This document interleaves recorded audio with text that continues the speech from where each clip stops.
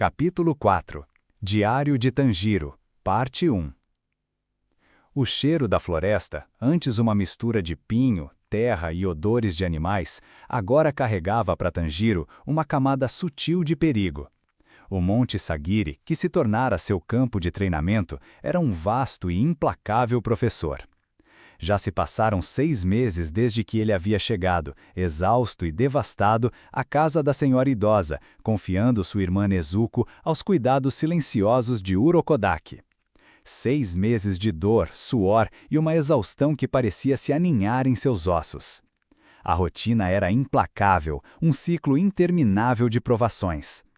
Todas as manhãs, o ar gelado do amanhecer ainda estava no seu ponto mais cortante quando Tanjiro era despertado.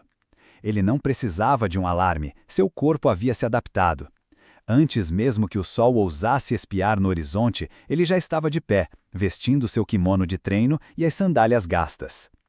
Seu primeiro desafio do dia era a descida da montanha.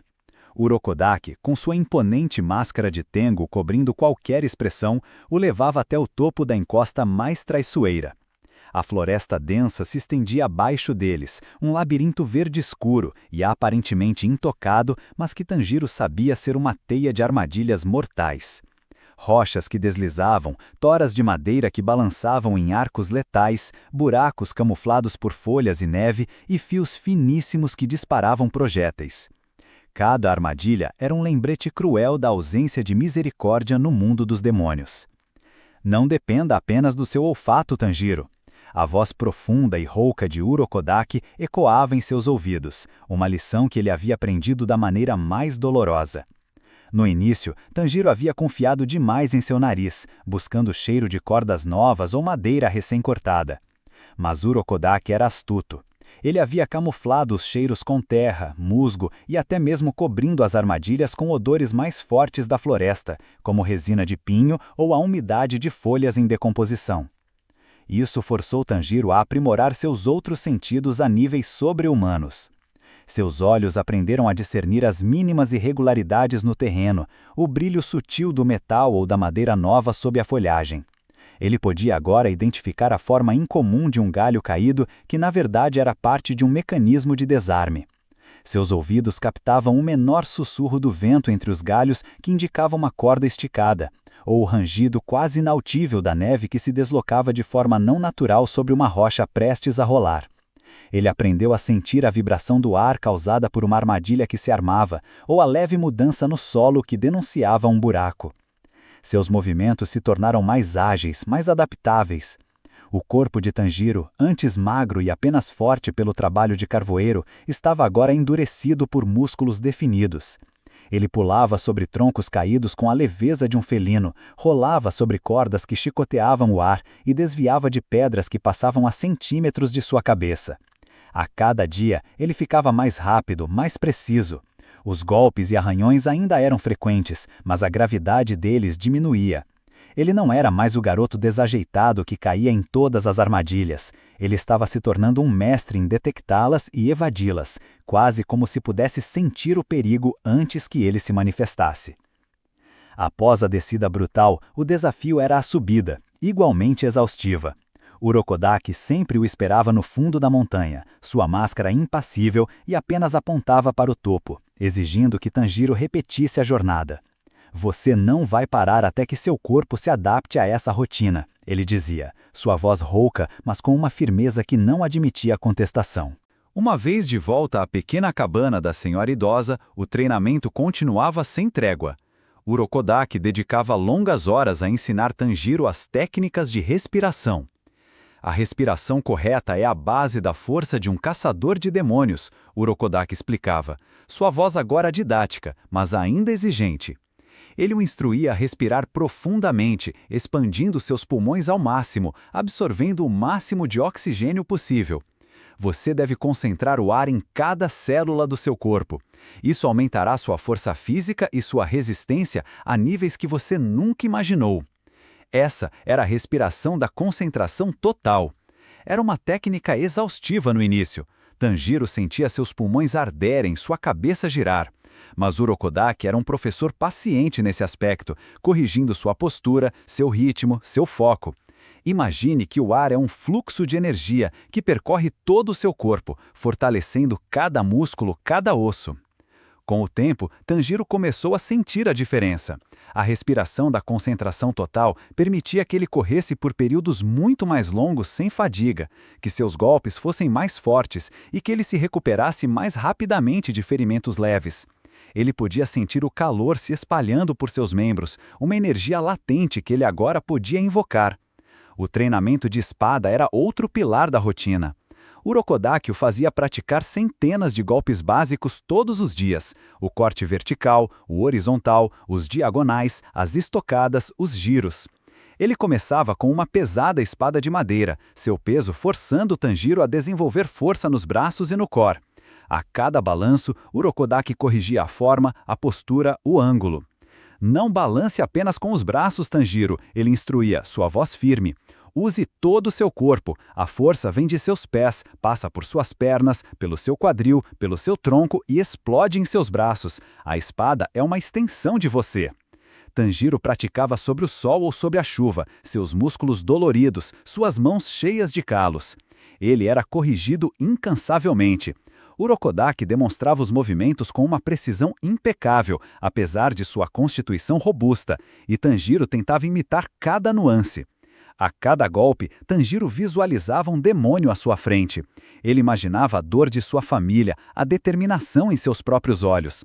Ele lutava não apenas para sobreviver, mas para se tornar a arma que Nezuko precisava. Em uma ocasião, enquanto praticava sozinho, sob o olhar atento e silencioso de Urokodaki, Tanjiro sentiu sua mente divagar por um instante.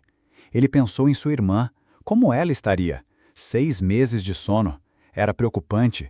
Sua guarda abaixou por 1 milésimo de segundo. Urokodaki grunhiu, e antes que Tanjiro pudesse reagir, a espada de madeira do cultivador atingiu sua cabeça com um baque seco e doloroso. Tanjiro cambaleou, segurando a cabeça. Senhor! Nunca perca o foco, Tanjiro, Urokodaki advertiu, sua voz carregada de uma rara emoção, talvez frustração. Um caçador de demônios não pode se dar ao luxo de distrações. Um momento de descuido significa morte. Você não pode se dar ao luxo de pensar em mais nada além do seu alvo e de como eliminá-lo. A lição foi brutal, mas eficaz. Tanjiro aprendeu a compartimentalizar, a manter sua mente afiada e presente em cada momento do treinamento. A dor da perda de sua família era sua motivação, não uma distração. A preocupação com Nezuko era seu propósito, não um fardo. Ele também começou a escrever em um diário. Pequenas anotações sobre seu dia, suas dificuldades, as lições de Urokodaki e seus sentimentos sobre Nezuko. Era uma forma de processar a avalanche de mudanças em sua vida e de manter uma conexão com seu passado, com a humanidade que ele temia perder. O tempo continuou a passar e Tanjiro se sentia cada vez mais um com a montanha. Ele podia sentir o pulso da floresta, as mudanças sutis no ambiente. O cheiro de demônios que Gyu havia detectado, mas que Tanjiro ainda não conseguia distinguir, era algo que Urokodaki prometeu que ele aprenderia a identificar, não apenas pelo olfato, mas por uma combinação de todos os seus sentidos. A aura de maldade, a presença de algo que não pertencia ao mundo natural. Seus calos se tornaram mais grossos, sua pele mais resistente. O sol e o vento curtiram seu rosto. Ele não era mais um garoto, era um aprendiz de guerreiro, um com a montanha, um com a espada, um com sua própria respiração.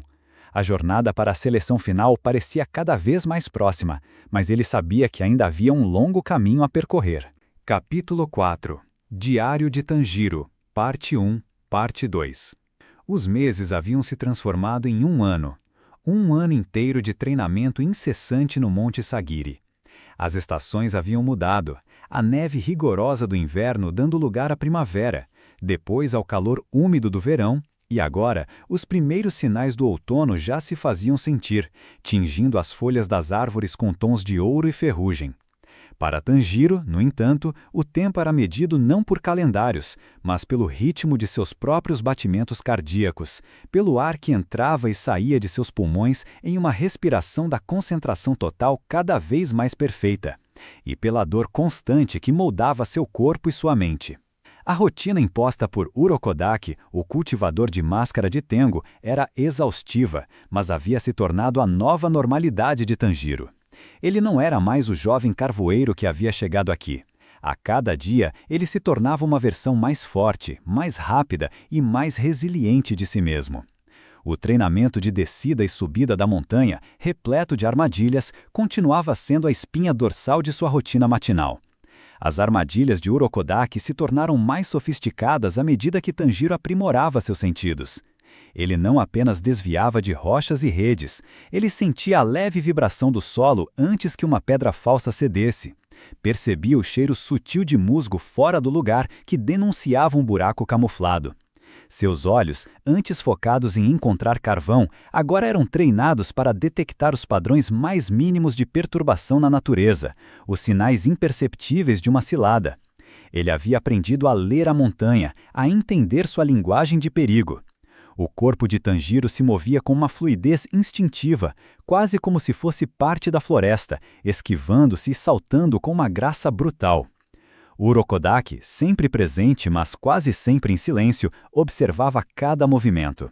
Raramente elogiava, mas seus grunhidos ocasionais ou a ausência de uma correção eram para Tanjiro sinais de progresso.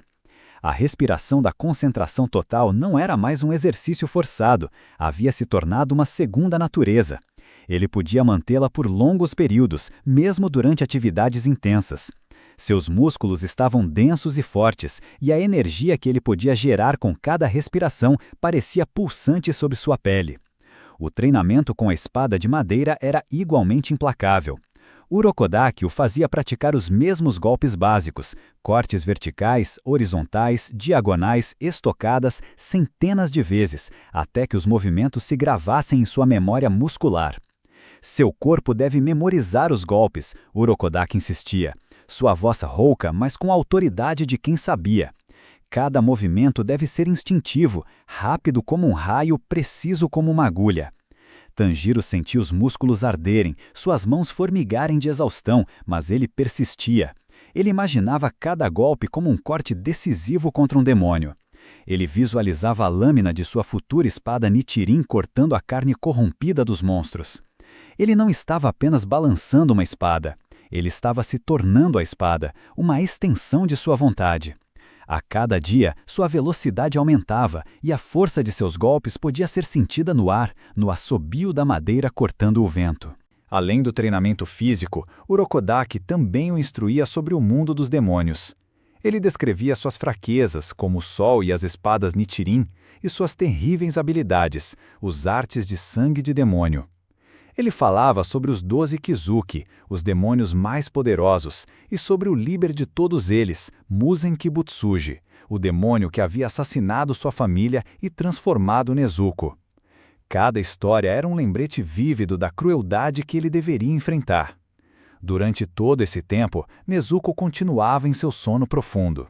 Ela estava segura na cabana da senhora idosa, protegida de qualquer ameaça externa e também de si mesma.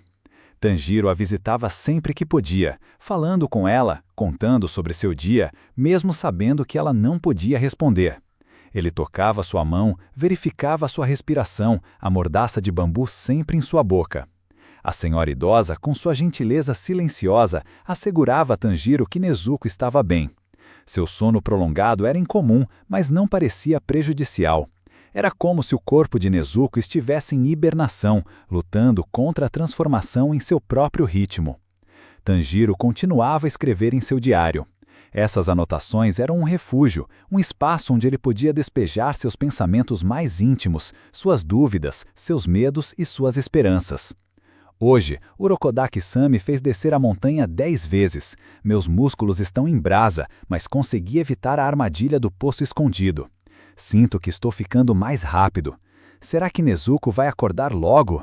Sinto tanto a falta dela, do sorriso dela. Urokodaki-san me ensinou sobre os 12 Kizuki hoje. Eles são terríveis, mas eu não vou ter medo. Eu vou ficar forte, forte o suficiente para lutar contra qualquer um deles, se for preciso, por Nezuko. Consegui manter a respiração da concentração total por mais tempo hoje. Meus pulmões ardem, mas sinto uma energia correndo por todo o meu corpo. Parece que estou me transformando em algo diferente. Preciso ser mais forte, por Nezuko, sempre por Nezuko. Esse diário era seu testemunho, um registro de sua transformação. Urokodaki, com sua sabedoria peculiar, também ensinou Tanjiro sobre o aprimoramento de seu olfato. Não apenas para cheirar o carvão ou comida, mas para sentir o cheiro das emoções, da intenção. Um demônio emite um cheiro particular, Urokodaki explicava. Um cheiro de maldade, de podridão, de sangue corrompido. Mas um humano também tem seu cheiro. Você deve ser capaz de sentir o cheiro do medo em um inimigo, o cheiro da raiva, o cheiro da tristeza. Isso o ajudará a prever seus movimentos e a entender suas fraquezas. Tanjiro praticava essa habilidade, fechando os olhos e se concentrando nos cheiros ao redor. Ele distinguia o cheiro da alegria da senhora idosa quando ela cuidava de Nezuko, o cheiro da seriedade inabalável de Urokodaki, o cheiro do medo nos animais da floresta. Era uma extensão de sua própria natureza empática, um dom que o ajudaria a se conectar com o mundo de uma forma mais profunda, mesmo enquanto se preparava para destruí-lo. À medida que o ano se completava, Tanjiro percebeu que Urokodaki não o estava ensinando apenas a lutar. Ele o estava ensinando a sobreviver, a pensar como um caçador e a entender o mundo cruel em que ele agora vivia. O treinamento não era apenas físico, era uma forja de caráter e espírito. O medo ainda existia, mas era um medo controlado, canalizado para a determinação. A máscara de Tengu de Urokodaki permanecia um mistério, mas Tanjiro sentia o carinho e a preocupação do mestre por trás daquela fachada severa. Ele sabia que Urokodaki havia perdido muitos alunos para os demônios, para a própria seleção final. E o fato de ele estar investindo tanto tempo e energia em Tanjiro era um testemunho da confiança que ele depositava no jovem. Um dia, Urokodaki o levou a uma parte da montanha que Tanjiro nunca havia visto antes. Era uma clareira silenciosa, com uma rocha colossal no centro. A rocha era gigantesca, lisa e imponente, muito maior que Tanjiro, parecendo uma montanha em miniatura. Urokodaki parou diante da rocha e Tanjiro sentiu o ar ficar pesado de expectativa. Ele sabia que este era o próximo grande teste. Tanjiro, a voz de Urokodaki ecoou na clareira, mais grave do que o normal. Eu não tenho mais nada para te ensinar. A partir de agora é por sua conta. Tanjiro arregalou os olhos. O quê? Você é o mais forte que pode ser agora, Urokodaki continuou, ignorando a surpresa de Tanjiro. Se você pode cortar esta rocha, então você poderá ir para a seleção final. As palavras de Urokodaki soaram como um trovão. Cortar a rocha era impossível. A rocha era imensa, sólida, parecendo indestrutível. Tanjiro balançou a cabeça descrente. Ele havia treinado duro, havia ficado forte, mas cortar uma rocha daquele tamanho? Urokodaki-san, isso é impossível, Tanjiro gaguejou, sentindo um pingo de desespero. Urokodaki apenas o observou em silêncio. A máscara de Tengu permanecia impassível. Ele não respondeu, não ofereceu mais conselhos, nem deu qualquer indicação de como Tanjiro deveria proceder. Ele simplesmente se virou e caminhou para longe, desaparecendo entre as árvores, deixando Tanjiro sozinho com a rocha colossal. O sol já começava a se pôr, tingindo o céu de laranja e roxo. A rocha, à medida que a escuridão caía, parecia ainda mais ameaçadora. Tanjiro ergueu sua espada de madeira, sentindo seu peso familiar. Ele olhou para a superfície fria e dura da rocha. Um ano de treinamento o havia preparado para muitas coisas, mas ele não tinha ideia de como enfrentar um desafio tão monumental. A provação final havia chegado, e Tanjiro estava sozinho para superá-la.